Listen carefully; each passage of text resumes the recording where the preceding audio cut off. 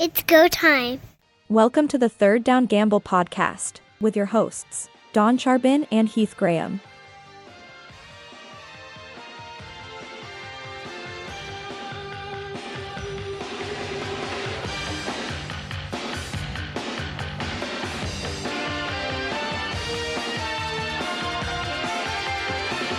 Calgary head coach Dave Dickinson discusses the value of preseason for the coaches. The big thing is the guys that have been doing it in practice did it today. Sometimes when the lights are on, maybe one guy surprises you and has a little more jump than others. And the other thing is sometimes when the lights are on, guys make a lot of errors and mental errors. I didn't think we did that. I need to watch the tape and I need to figure it out. But no, the guys that seem to be comfortable and making plays in practice did the same thing out here. And that also clears the picture up for me as a coach. So we got 85 plus here right now. We got to get down to 55 to 60. So there'll be some tough decisions after our last preseason. As Dave Dickinson pointed out, training camp is where you get your opportunity to make or break a career. And for especially rookie players, everything's got to be on tape. You want to impress the coach. Don't give him a reason to cut you. Heath, unfortunately for some people, though, even that sort of attitude and that sort of work ethic won't solve everything. Jovan Santos Knox is one of those people that, who knows, this could be a career ender. It could be. So just to recap, he returned to the Winnipeg Blue Bombers this year after a 6-year hiatus. He did start his career in Winnipeg and has circled back. He was really excited to rejoin the Bombers, get back into that linebacking core. 20 minutes into practice one, he was being helped off the field with a leg injury. Coach Mike O'Shea, surprisingly, actually confirmed an injury and stated that Santos Knox will be gone for the season. And you're right, Don, this is a veteran player. We know coming back from these injuries can be a long road, and how much is a team willing to invest in giving somebody an opportunity. So this very well could be the end of a very solid career for Jovan Santos Knox. And the other problem for him, and we always refer to that magic number of 30, if you're on the wrong side of it, it gets a lot tougher for a team to come back to you and say, yeah, we're still interested. Devastating knee injury when you've got a whole season that will be lost as a result of it. You know how tough that is. For Jovan Santos Knox, who has basically made a tour of the East in the last little bit, playing with Ottawa, the hope that he had was probably latching on with the Bombers once again and maybe catching fire, see if this team could make it to the Grey Cup in Calgary and win and then get a Grey Cup ring. May not happen now, but anything's possible, and we just hope for the best for him. Other people that have made some moves, the Toronto Argonauts have released Jarrett Dagey, who had basically filled in quite a bit last year, started 3 games with the Argonauts, but the BC Lions came a knocking right away. They did, and if we remember last year, Jeremiah Mazzoli was the number 2 guy in BC.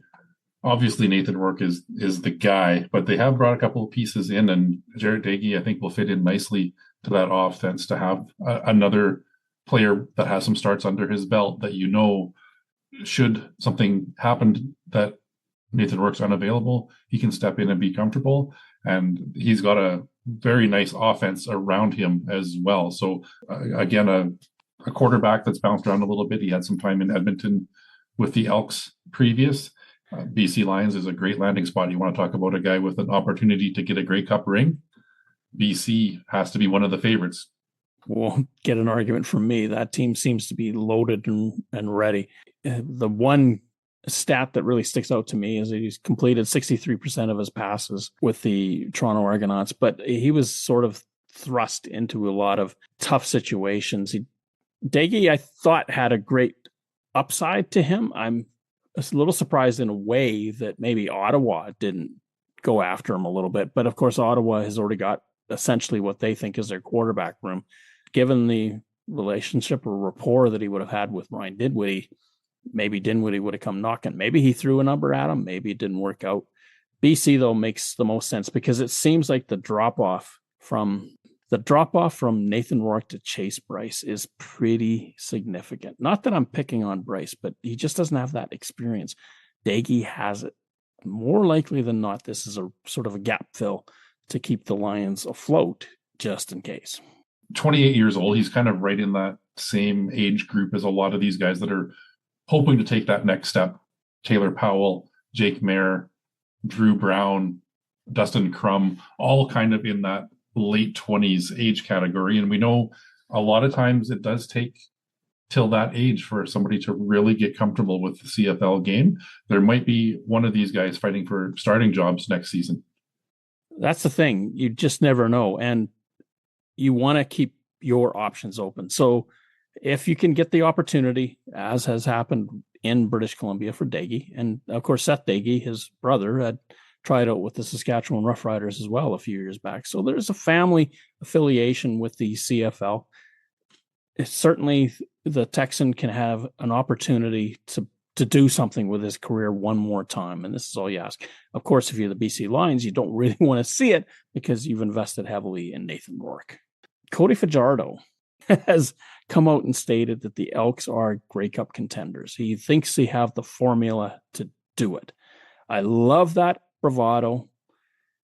The Elks made some good strides last year. They are overdue to get back into the playoffs. This, of course, is the last year that we see 6 of 9 make it.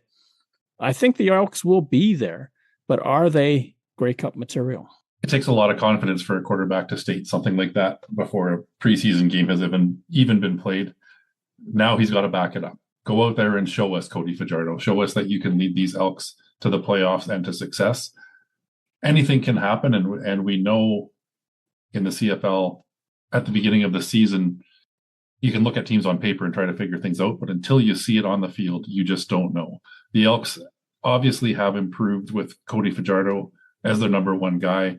Look at where they've come from 2023 until now. They've made strides in the right direction. It's his opportunity to prove it. Mark Killam's now in his second season as head coach. We've talked often about Chris Morris and Ed Hervey and that want for continuity and consistency. They've made some tweaks, but they have really established the core that they seem to like. Now it's time for those players to gel, to come together and prove that they're a winner. I would expect the West to be very tight this year. I certainly think that the Elks will be a part of that playoff picture, whether they're in or not. I don't know if anybody's going to be eliminated with more than about 3 or 4 weeks to go in the regular season. Basically, what he's trying to do is get the team focused on what they can finish. In other words, get to the Grey Cup and win it, not just be satisfied that we made the playoffs. And this is where he's kind of going with all of this. Of course, if you're any of the other 8 teams, you listen to that and you go, huh? You're that good, are you? That you can be talking like that? Fajardo is a very positive individual. He's always looking for the best in anything. And this is why I think he came out and said it, because he wants to have that responsibility on him. He's not afraid of it. But he also wants the team to start focusing on not what's happened, but what they can do. I think what raised some eyebrows here is the Elks have had 7 consecutive losing seasons and haven't made the playoffs since 2018. The 2017 season, they went 12-6 with Michael Riley as the quarterback, and that was the last time they finished above 500 for a season. There's been a lot of losing in Edmonton and a lot of missing out. So a very bold statement to say that we've got the pieces in place to win the Grey Cup, given that they haven't really shown much over the last several seasons. I agree with you, but it's the same sort of ethic that I was talking about. Is you can either look in the mirror and see where you've been and start worrying about what you didn't accomplish, or you as the starting quarterback and looking at that room saying, look, we've got the horses here to get to the end of the race. Why not just set that as our goal and work toward that? We have to be day to day beyond that regardless. It doesn't make any difference when you have that belief system instilled in you. And if you're an offensive player, a receiver, an offensive lineman, and your quarterback is saying to you, I think we've got the stuff to get there, maybe that puts a little pep in your step. Maybe you feel a little bit stronger about what this team is about. I don't think Ed Hervey is going to be disappointed in him saying that. Ed Hervey loves people with some bravado. I like the confidence as well. I mean, did you want Cody Fajardo to just come out and say, well, we're hoping to get into the playoffs this year for the first time in 7 seasons? No, you want somebody that feels that they can lead this team to victory. And I have no problems with what he said. I understand that it can serve as you say, bulletin board material for other teams. Hear them talk like that, but I do like that leadership. Cody has taken over as that number one guy in Edmonton. He's taken it very seriously. And we saw how inspirational he can be when he led the Montreal Alouettes to a Grey Cup championship. You know it's in him. So it's time for him to bring everybody along for the ride. If you go back to the podcast a few episodes ago with Morley Scott, the voice of the Edmonton Elks, one of the things that he said, and I never thought about this before, but I think he is right in saying this, is that Cody Fajardo is probably the most underrated quarterback of our generation. Nobody sort of takes him seriously for whatever reason, despite the fact that he took the Rough Riders to a West Final in 2019. He took the Alouettes to a Grey Cup victory in 2023. He's done it. He's done it with different teams. It's maybe because he was that third down quarterback that was trying to push for the first down, a la Tommy Stevens does with the Saskatchewan Roughriders now. Maybe that tag hasn't left him. I don't know if it's his mechanics that maybe put people off, but the guy is a winner. You look at his overall record, the guy is a winner. He is, and that's something, is you want a guy that can just win games. As you said, he can put a team on his back. He's 34 years old now, so he's been around several years. He's got that escapability.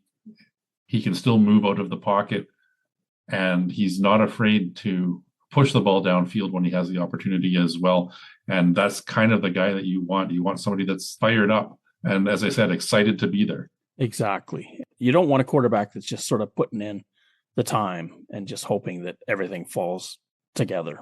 You want somebody that's going to get the fan base excited, that's going to get everybody looking at them and saying, hey, you got to beat us now. It's not a question of what you're going to do. It's a question of what we'll do to you. I don't mind this at all. It is a little bravado. You got to talk some smack to make some smack. Willie Jefferson, he's a constant discussion, especially since he sat down a few quarters last year, and especially how the Alouettes took care of him. But Mike O'Shea has come out and defended him. He has. The biggest glaring number was only 3 sacks in 2025. We saw it firsthand at the Labor Day weekend game in Regina. He didn't see the field for much of the first quarter in that game. We were wondering if something was going on. Mike O'Shea says that there's still a lot that Willie does right. And you look at these numbers, only 3 sacks, but 11 pass knockdowns last year. It can be as disruptive as a sack. And maybe he has lost a little bit of speed. It's not quite as easy to come around the edge to get to those quarterbacks, but he is still very disruptive. And a knockdown kills the momentum of. And for Willie Jefferson, this is his 12th season in the CFL. Been through the wars. He's 35. He's definitely on the wrong side of 30. He's with a team that really depends on that front four for everything, because that defense is predicated on stuffing the opposing offense on first down and then bringing in a whole mass of humanity to cover the secondary so that there's nothing left for you to do. Willie Jefferson is key to that. And if you think of the Winnipeg Blue Bombers, if offensive coordinators are scheming and having to think about where Willie is on the field, then he still matters. Jordan Younger calls it a bit of a different defense. You alluded to it, of having a lot of players in the backfield and oftentimes only rushing 3. So if you're rushing 3 defensive linemen against 5 offensive linemen, possibly a slot back and or a running back in there, it is pretty tough to get to the quarterback. One thing that Jefferson does really well is he keeps his eye on the play developing, and he's got a huge frame. He's 6'6", 252 pounds. He gets up there, he elevates. When he can't get to the quarterback, he's watching for the mechanics of when that throw is going to happen. And that's why he gets knockdowns. He's a defensive lineman, has the second most pass knockdowns in CFL history since that stat has been recorded. That's very impressive. And if he continues to do that, the sacks become secondary, but every once in a while he's going to bust through and get you one. And the other thing about Willie is that he is durable. He's a guy that's going to be available to you for the season. I heard Wes Cates say, you're not much good to the club if you're healing in the tub. Well, Willie in 2016 played 5 of 18 games. Other than that, he has played the vast majority, if not all, CFL games that he's been asked to start. If you're a defensive coordinator, you got to love that, because you don't have to look every week to see, oh, great, he's back in the infirmary, I've got to find someone else again. Consistency helps. And we know that O'Shea loves his veterans. And the other thing that Willie Jefferson is a leader out there. Players gravitate to him. So if you can get him, given the rest of the team, the right message, which clearly they do, then O'Shea's going to be more than happy with less production, but maybe a boost somewhere else. His most successful seasons in Winnipeg came with Jackson Jeffcoat at the other end of the defensive line. They have kind of defensive end by committee this year, but what they do have is Jake Serezna in the center of that defensive line, and he can be a disruptor as well. I'm really excited to watch how those two work together, and could really bring a different look where instead of trying to protect two guys off the edge, now you've got Serezna up the middle to worry about as well. Great honor being bestowed on a ex-CFL player now is as a coach with the Saskatchewan Roughriders, but this is the Order of Manitoba that has been bestowed on Andrew Harris. That's a pretty sweet thing to have happen to you. It's all about what he did, not only on the field, but what he did on the community. Yes, a local Winnipeg-born player was one of the key components in ending that Grey Cup drought, bringing a couple of Grey Cups back to Winnipeg. And to see this honor, he does a lot off the field with his coaching as well, not just with the Saskatchewan Roughriders now, but a lot of the junior football programs he's been involved in across the country. A great honor, and a solid CFL man, loves the game, loves the city and the province of Manitoba. This is a great and well-deserved honor. You can see with the Saskatchewan Roughriders what kind of role he has to play, because he's not just a running backs coach. He's also the type of guy I noticed in camp where he would be out there when defenses were setting up and aligning themselves, and he was running up and down the line, making sure the yard was being given. Implicitly understands how this Canadian game is played. Players respect him as well. There's a lot of times when there's a break that people go to him to ask questions. So if you carry yourself well, and having the Order of Manitoba clearly confirms this, you're going to do great things in this world. And I think Andrew Harris, his star is rising as he goes through life. Do you think this is a stepping stone as far as coaching goes, that he's in now as a running backs coach? Do you see him moving into a coordinator position? I think that he's got the capability. He just needs to get some seasoning. It's only his second season with the Roughriders. Although he did work with the Argonauts while he was injured, he became sort of a pseudo coach with them in his final year there. He's got the acumen that you want in terms of understanding the game. He's played it since he was a little kid when he was growing up in Winnipeg. If he can find a way to, again, add some more responsibility with the Roughriders as the seasons go on, certainly someone's going to be interested in him.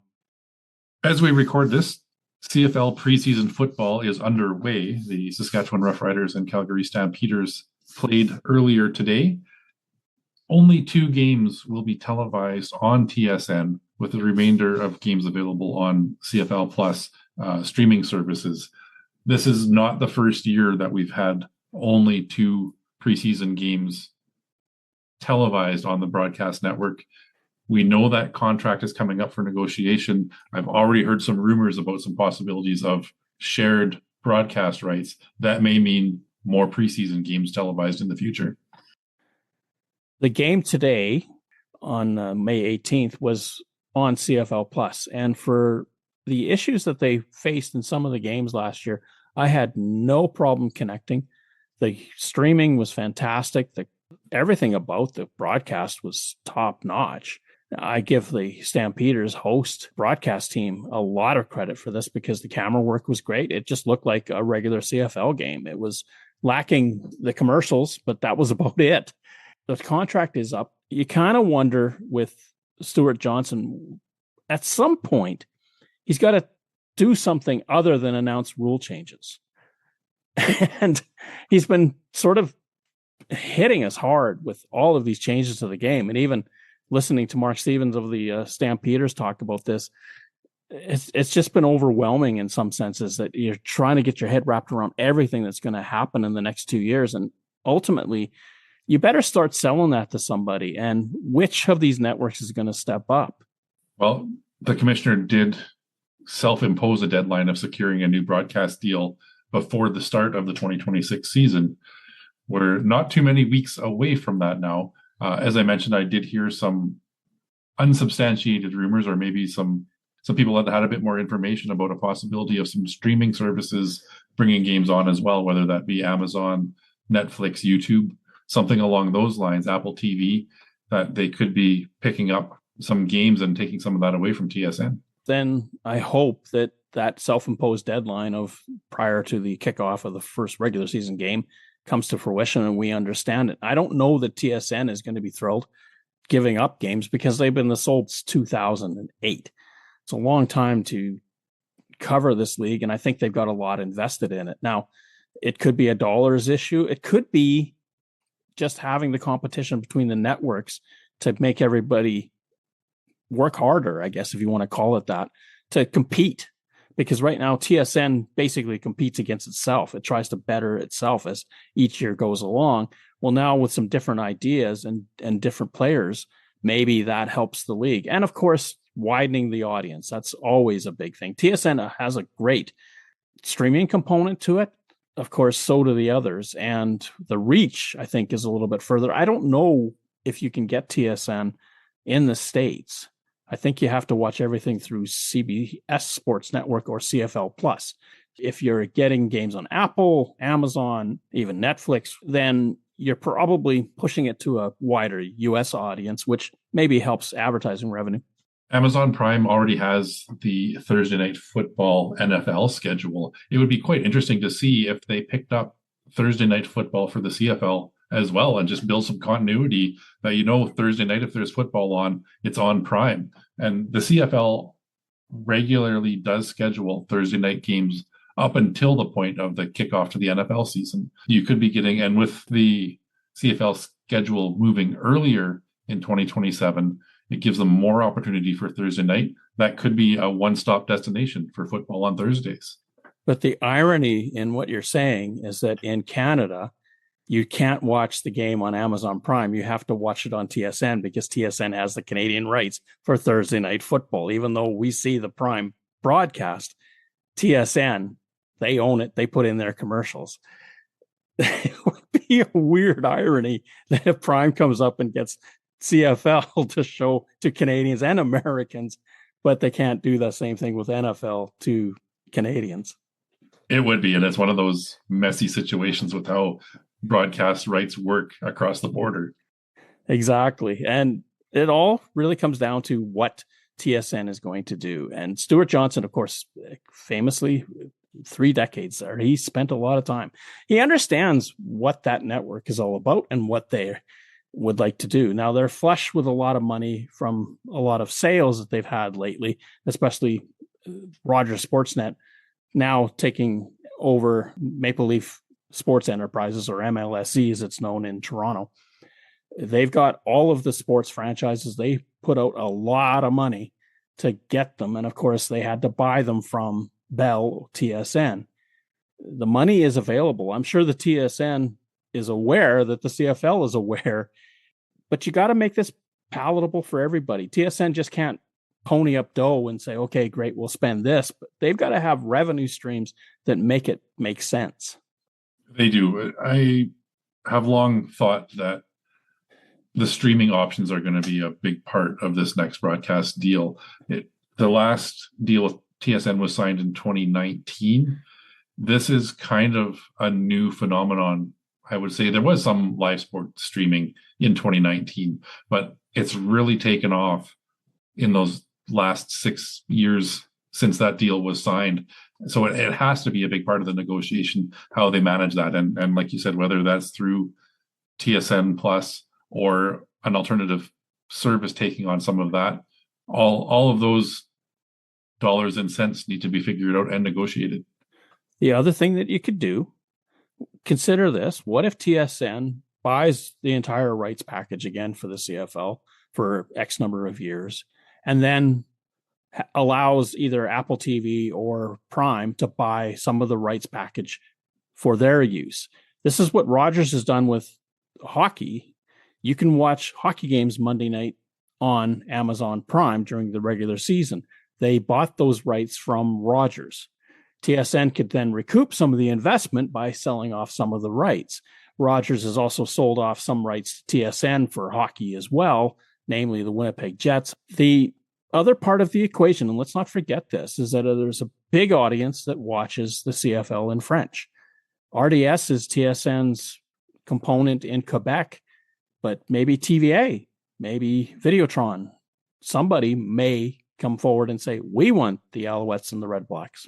And a big part of that is the ownership group of the Montreal Alouettes is involved in some of these other French stations. They could be putting an offer together, a package deal. And oftentimes, if there's a broadcaster who's also an owner, they want to be involved in that broadcast. Pierre-Carl Pelledeau, who owns the Montreal Alouettes and has a very vested interest in what they do, can see the light on this and see that this contract's coming through. And of course, he's got Videotron. They could seriously look at getting these broadcasting rights. Now, they have secured through a subsidiary the French language radio broadcast rights for the Alouettes for the upcoming season. So you can see the change is working its way through. Videotron, of course, has a very strong streaming component.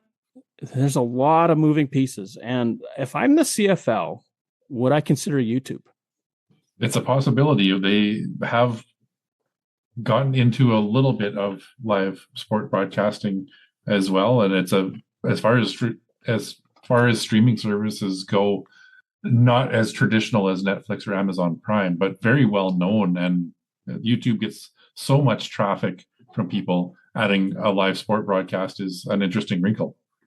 They have used YouTube in the past. Last year, when they were struggling with some of their CFL Plus broadcasts, they ported it over to YouTube because they had more of a robust presence to use and managed to get the games out there. Brilliant maneuver, because it's easy enough to load up the YouTube app and away you go.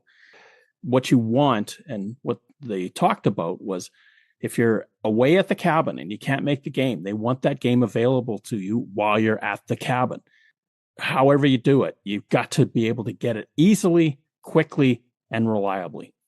Some of us are old enough to remember doing that by radio, and that is still out there as well. I don't want to forget about our friends that do the radio broadcasts. They serve a very important job in this as well. To have that video available everywhere is going to be huge in this next contract. Hi, I'm Dave Naylor, and you're listening to the Third Down Gamble podcast.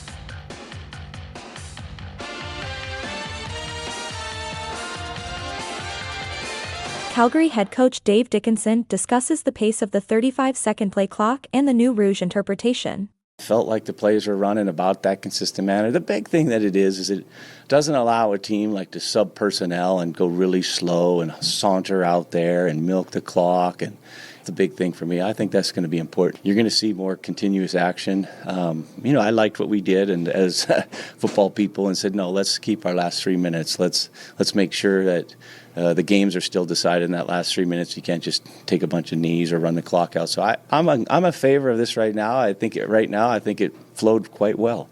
As a team, we were happy. Guess what, though? You're just so used to doing it. That's the CFL, and it's changed, and I'm not going to worry about it. I do think, obviously, 1 point here and not getting a point can change a game. So we are very aware of it. We think a punter has to do an outstanding job of coffin corner or making it, not pushing the envelope too far, getting too close to the pylon so that you go all the way up to 40. It's pretty punitive to go outside the end zone and then no point out to the 40. To me, that's very, very punitive. That's what they want. That's what we'll do. The aforementioned Saskatchewan versus Calgary preseason game is the first one trying out the 2026 rule package that includes a 35-second play clock, as well as changes to the single point. There was a little bit of confusion earlier today. We did see a punt through the end zone come into play. The Rough Riders punted on their first drive. The ball bounced about the 8-yard line, I'll say, went into the end zone and kept dribbling, and then finally found its way out the end zone. Years gone by, that's a single point. Today, no, because everyone takes time to move to new interpretations, because you're been so used to what you've been doing, a point went up on the board. Now, the Stampeders didn't complain. The Rough Riders didn't complain. And it stayed on the scoreboard for about a series before it was taken down. And then the announcement was made, this is no longer counted as a single point. There's a lot, as I said before in the first part of this program, there's a lot of rule changes going on. We're kind of overwhelmed by everything that you have to make a note of. And this was one of them that was announced last September. Well, here it played out immediately in this football game. I'm not a fan of it. I like the fact that if it lands in the field of play and goes out, that's on the defense. I agree. And let's not forget that not only is it important for the players and coaching staffs to get accustomed to these rule changes, timekeepers, scorekeepers, and on-field officials are also getting their first crack at it. Sometimes old habits die hard, and you can certainly understand the confusion and why everybody maybe thought it was a single point. It took them some time to remember, oh yeah, these changes do come into effect this season. That's no longer a single point. What worries me about the change that they've done to my beloved Rouge is not only are you getting the ball at the 40 if it's a dead ball that rolls through the end zone, conceding a single point gets you out to the same field position as well. In my mind, rolling through the end zone shouldn't be rewarded as much as conceding a single point. You're essentially paying for field position with that single. I'm not a fan of the 40-yard line. In the new generation of the CFL next year, that's going to put you 60 yards away from the other team's goal, where this year, at least, it's still 70. But that's just too far forward. That's more than a third of the field. You're almost getting half the field because a ball went out of bounds in the end zone. I don't understand the equation that went on here. They're so wired. I know they want scoring and everything like that, but there's another way to do this. The ball goes out of the end zone, and you put the ball at the 20. The defense had a chance. They missed it. Okay. Put the ball at the 20. If you give up the single, well, okay, you get it at the 25. Let's not move everybody to midfield every time something goes wrong in your end zone. It's a little bit too punitive. It's trying to get offense by pushing everybody away from their goal line. If you start at your 20, you better do something or you're going to be punting and they're going to be coming back at you again. You're right, and they're not even incentivized to try to return it. That's another part that we love about CFL football is the excitement of the special teams and those punt returns. Again, what is your motivation to try to get the ball out of the end zone if taking a knee gets you all the way out to the 40 or watching the ball roll dead and not even bothering to take a knee gets you out to the 40? Well, interestingly, on every missed field goal in this football game, now granted the posts are still at the front of the end zone, not the back, every last one was run out of the end zone. Every kickoff was run out of the end zone. Every chance a returner had to run the ball out of the end zone, if they got their hands on it, they did so. The incentive for them is, of course, to put stats up to impress the coaching staff. Whether it's regular season or preseason as it was today, they want to return the football. That's what they're paid to do. That's what they want to do. I don't know if that's really going to change all that much, but where it is going to change is as a ball rolls into the end zone and you know you're not going to make a return, it's going to be, as they do in soccer, they're going to shepherd the ball out of the end zone. They could, but we may see an increase in punters busting it downfield to try to recover their own, or somebody lining up on side behind the punter and becoming available to recover that kick, create some urgency and make the receiving team make a decision. That would be the way to get around this. This is how you pressure the team that's receiving the football. I just don't get the 40-yard line. I don't know what else I can say about it. I don't like it. Why not the 30? Why not the 20? A team could be in the new 2027. You could be at the 25-yard line. You try what would it be, 22 yards back of that. So a 47-yard field goal, you miss it, and they're going to get the ball at the 40. You've been at their 25, and they're getting the ball at the 40. How does it work that missing a field goal gives them 15 yards behind where you last finished? I'm not a fan of that either. But if this change brings back punters recovering their own kicks, it'll be a small victory for me. I remember as a kid, the first time I saw Bob Cameron bust it downfield and recover his own punt, I thought it was the greatest play in the CFL for that season. It wasn't something you saw often, certainly more common than now. I can't remember the last time that I saw a punter recover their own, other than a called for short punt. It has happened. It usually happens once or twice a season where a kicker either gets to the ball or falls short. Inevitably, the flags will fly for no yards, but of course the kicker is automatically onside, so that flag is always lifted. But I believe the Calgary punter that went to Edmonton last year, Cody Grace, was probably the last person that did it. He had a shank punt, went down the field, recovered the football, but dislocated his finger. They are so scared of not having scoring. I mean, why not just shorten the field to 90 or 80 and do it that way? And then you can start at the 20 with impunity. One bright spot of the game, though, was the 35-second play clock seems to be very well received. We are seeing more urgency, a bit more flow to the game. And of course, the last 3 minutes of each half still under the old clock rules, so that has been preserved. But this is exactly what I anticipated seeing, was a bit more consistent flow to the game. And that's what Dave Dickinson referred to in that little soundbite that we had. He talks about the fact that defenses can't dawdle with their substitutions. They've got to be on the ball. There were no time count violations in the game that I remember. The team seemed to adjusted to it pretty well. And even Dickinson, by his own admission, you heard say that it's pretty much a rhythm that we were in anyway. So it wasn't that alien to us. When we get Tim Croker on this podcast in a few weeks, most likely he can probably give us some guidance on how that 35-second clock is going to be applied in certain situations, because there is a little bit of nebulousness, because you just don't know as a fan, well, what constitutes a reset, a stop of the clock, etc. In this football game, the Stampeders, with about a minute and change to go in the first half, kicked the ball off. Saskatchewan returned it, and then they stopped them and said, you got to go back and kick this again because we had a clock error. I heard through Wild Mics that they had run the 35-second clock, not the 20-second clock. And of course, you're supposed to use the 20-second clock in the final 3 minutes.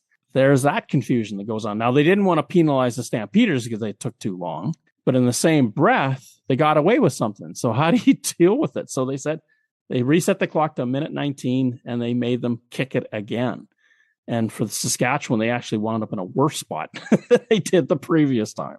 They'll get there. As I said earlier, it's an opportunity for everybody to get back into game action, see how these new rules come to fruition, and work the kinks out before the regular season. Each team is going to get 2 preseason games, which means those officiating crews are going to get ample time to test everything out. I wouldn't be surprised to see Ben Major sheepishly on field announcing that he messed up something throughout the season as well. It's bound to happen, and I'm not trying to throw Ben Major under the bus. Any official could make those mistakes. I just think his will be a comical report of anything that he's messed up on, but it's going to happen. It won't happen consistently. They will get this figured out and run games smoothly moving forward. One change in the rules that we had not seen yet, now we're waiting for this to happen, is the control of the last 40 seconds of a half. Traditionally, clock would run 3 or 4 seconds. With the 20-second clock, you would kneel down with, say, 39 seconds left. Then you'd go back, you take your 20 seconds, you go up again with, say, 16 seconds left. You kneel down, there's now 13 seconds left. You have to go back and wait for the clock to go out and kneel down a third time, and the game is over. The CFL has kind of done away with that. If the clock stops in the final 40 seconds of a half, the team that has the ball and has a first down and the defense does not have a timeout left, they can kneel and then walk off the field. I don't have a problem with this one. I think what you don't want to see is a team kneeling it out with 2 minutes left to go like you do see in the NFL. This is basically saying, if the other team doesn't have an opportunity to stop the clock, why are we resetting and taking a knee? It's kind of like Major League Baseball doing the automatic intentional walk. they don't have to throw 4 pitches outside the strike zone. If they're intentionally walking a guy, they can just point to first base, make it happen, keep the game moving. Well, basically what you do is you end the half, expediting the finish of the half. I don't have a major problem with it. Again, it didn't happen today because the team that had the ball in the last 40 seconds was trailing or was close to midfield and they wanted to score. So there wasn't any question of that. But remember, you have to be on first down for this to happen. Now, I wonder if it's part of a drive. You've got the ball, say, with a minute and a half to go, you go down, and suddenly you find yourself first down and it's 39 seconds left. You run that final play and then you quit. I mean, you've had some momentum getting there. I'm curious about what teams will do in that. And it has to be the offense. The offense has to say, look, we want this half to end. They can't stop us. Let's just get out of here. There will be times certainly where they'll want to keep going, and especially in the first half. I think towards the end of a game, unless you're worried about point differential for playoff implications, why not just walk it off the field? And so many times you see tempers start to flare in a game that's out of hand. People get chippy for no reason. Then all of a sudden there's a penalty and it takes even longer. This is going to eliminate all of that. I can't think of the last time I saw a team in victory formation mess up enough that there was a change in possession of the ball. I guess the other argument for this too is that, especially at the end of a game, if it's been a chippy game, you're not kneeling down an extra couple times and having guys just dive at you across the line of scrimmage. So there's a safety issue. Overall, I don't see a problem with it, but it is going to look a little weird when it finally does happen. And let's say it's a playoff game and you're up by 1. You know the defense is going to do everything they can to force you to fumble. If they haven't got a timeout left and you're on first down and there's less than 40 seconds to go, they can just take that last knee and they're out of there. I think it's just a way to clean up some of the end of game shenanigans that we do see go on, and the dragging out of the inevitable, if you will. I think this is just an opportunity to say it's out of reach. And I mean, we're talking 40 seconds of clock time here too. It's not, as I said, I don't like watching teams run it out with 2.5 minutes left to go in an NFL game with the way their clock structure works. We have preserved that 20-second clock in the last 3 minutes. This is just a chance to say, no opportunity to come back. Let's just get this over with, get off the field. Teams now will never play to a tie. The CFL, we heard about this a while ago, but now they've codified what's going to happen completely. If 2 teams are tied in overtime, in other words, they played their 2 mini games, there will be attempts from the 3-yard line until the winner is declared. Now, there's 2 parts to this. You could keep playing mini games, but then touchdowns are involved and scores could be hyperinflated. This is sort of a one and done approach. It's kind of like a shootout in hockey. I'm not a fan of the shootout in hockey, but we've seen this in American college football for years. No one has really gotten up in arms about it down there. So I'm guessing the feeling is it'll be the same here. I just don't understand why everybody's so opposed to ties. And this goes to hockey and CFL football as well. I don't love it, and I don't really feel the need to eliminate any possibility of a game ending in a tie. This could potentially drag out for a while too. You could be trading 2-point converts back and forth or failures back and forth for a long time, and that puts more players at risk of injury, especially when you're at the end of a long game. It's been a hot summer night. Those offensive linemen often lose 15 pounds or more throughout a hot game, and now you're going to make them stay out there extra long so they can go for 2-point converts. That's a valid point. And do we see a situation where a game goes into 7 or 8 overtimes because teams are just struggling? Because I imagine if you're the defense, you're just going to blitz. That's all you're going to do. It's a race to get to the quarterback before the quarterback or the running back can do anything to you.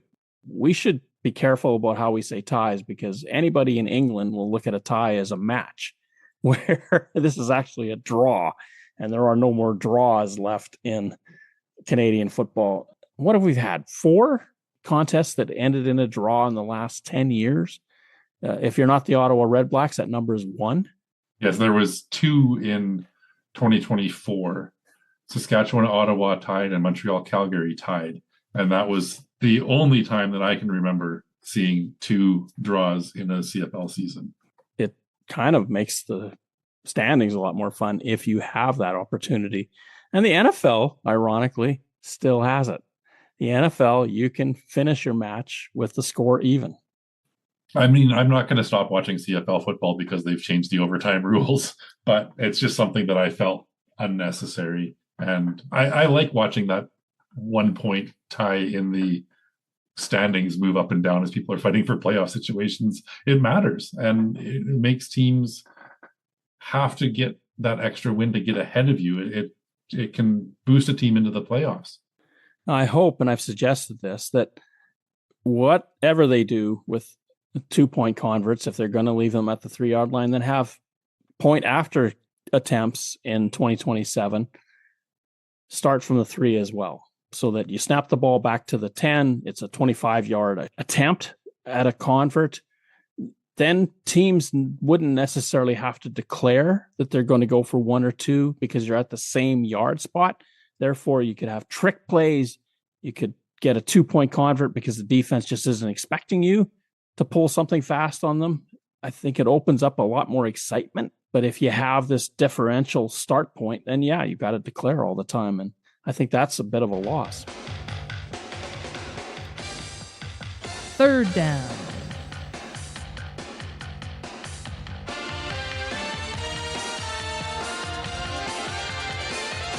Four games in the preseason. Headline, what's going on in the CFL coming up? TSN has one of the 3 games on Saturday. That's the Toronto-Hamilton game. Part of the reason why TSN cannot show more games is the fact that there's so much overlap in the schedule in the preseason.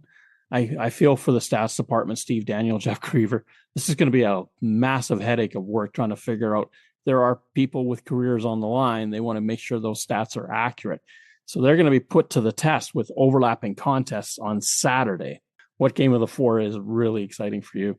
All of them. I'm happy to see football back, honestly, but a couple things to really keep an eye on in that Ottawa-Montreal game is Ottawa quarterback situation with Jake Mayer and Drew Brown. Oftentimes that number 1 guy doesn't get any action or maybe very limited action in the first preseason game for that team. Montreal, Davis Alexander, are they going to get him out and test that leg and see how he is in game action? So that one for me has some very intriguing quarterback play and who's going to dress for those. Same thing with Toronto Hamilton. Chad Kelly hasn't played much in the last 2 seasons between suspensions and leg injuries. Are they going to try to get him out, or are they going to save him as the secret weapon as they get closer to the season? That's a big question mark for me. Hamilton, Trey Ford, now the number 2 quarterback with the Hamilton Tiger Cats behind Bo Levi Mitchell. I wouldn't be surprised to see him get some significant snaps to see what he does on that offense as well. Dave Dickinson started Vernon Adams Jr. against the Saskatchewan Roughriders. He had a couple series. He threw off the script, deep touchdown pass to Jalen Philpott, and then said goodnight and left the field. My work here is done. Even Dickinson, by his own admission, wasn't happy that Vernon took it on himself to do some running as well back there, but he came through the game unscathed. And this is sort of the question mark I have. If you're going to put in Chad Kelly just to get him some reps, you don't want him out there maybe more than 2 series against the Tiger Cats, but do you want him to take a hit? Do you want him to run if he had to? I would think that he would be under express instruction.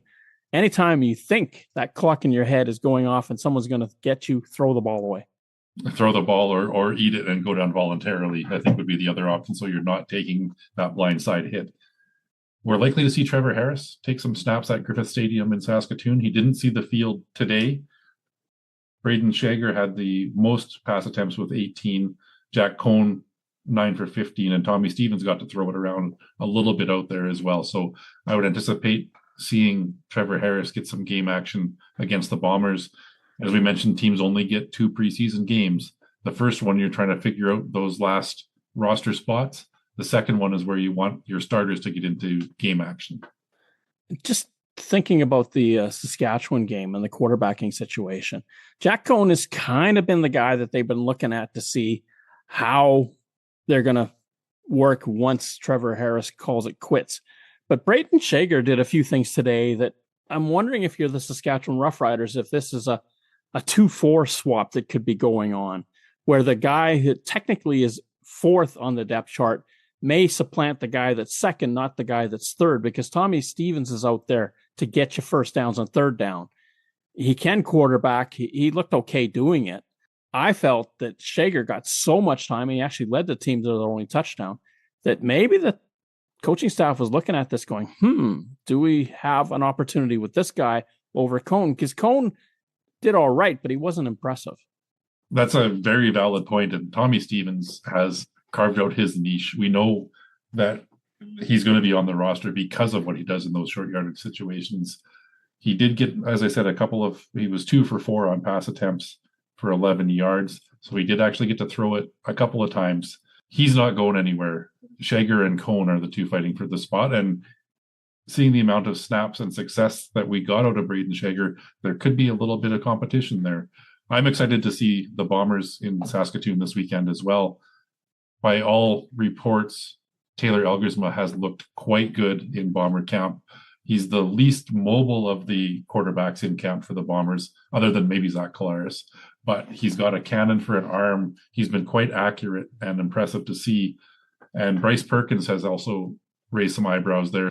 Terry Wilson might be the odd man out in Winnipeg. He's the one guy that has some CFL experience, as opposed to the other 3 competing to back up behind Zach Collaros. The Bombers haven't shown a lot of trust in him. If they see something from Perkins, and especially Elgersma, those are the guys that are going to get those roster spots. In that Montreal-Ottawa game on Friday night, I'm thinking that you're going to see Dustin Crum start for the Alouettes, unless they really want to see Davis Alexander take a series and see what he can do out there. Dustin Crum is going to be the quarterback of note. That's going to get him some time. And I love your idea about, well, what's it going to be for Ottawa? Are they going to start Brown or are they going to start Mayer? Mayer would be the logical one if he's the backup. It's Brown playing and Mayer doesn't see the field.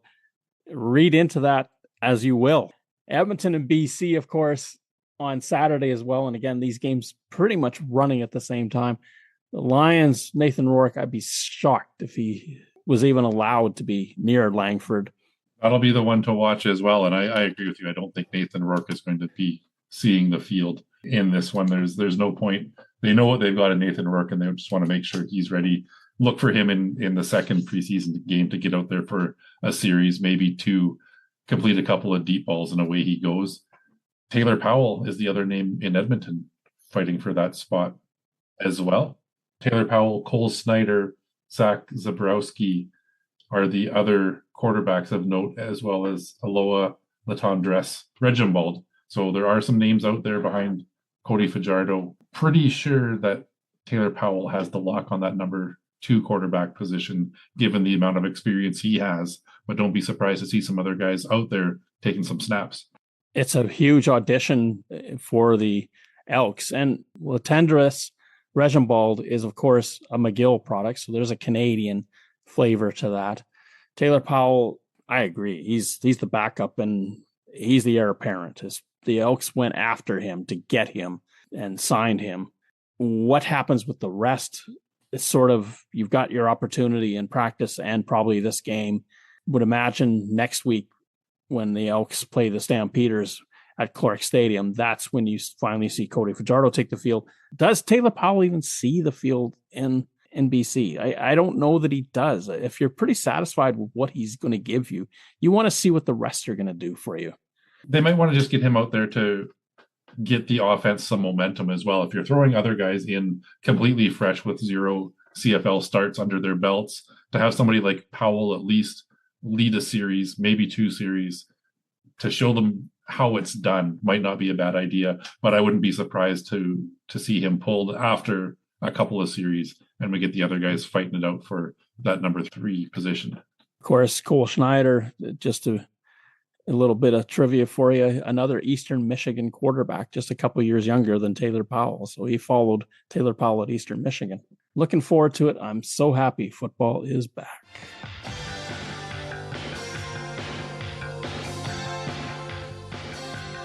Third Down Gamble uses the expert resources of the Canadian Football League and 3 Down Nation. For up-to-date, insightful statistics and analysis, please visit cfl.ca and 3downnation.com. The CFL on CBC theme music is used with written permission from the Canadian Broadcasting Corporation. Thank you for listening to our show. Third Down Gamble is hosted on Podbean. Follow us on Twitter, where our handle is @ThirdDownGamble. Join us again next time. The Third Down Gamble podcast. Audio worth watching.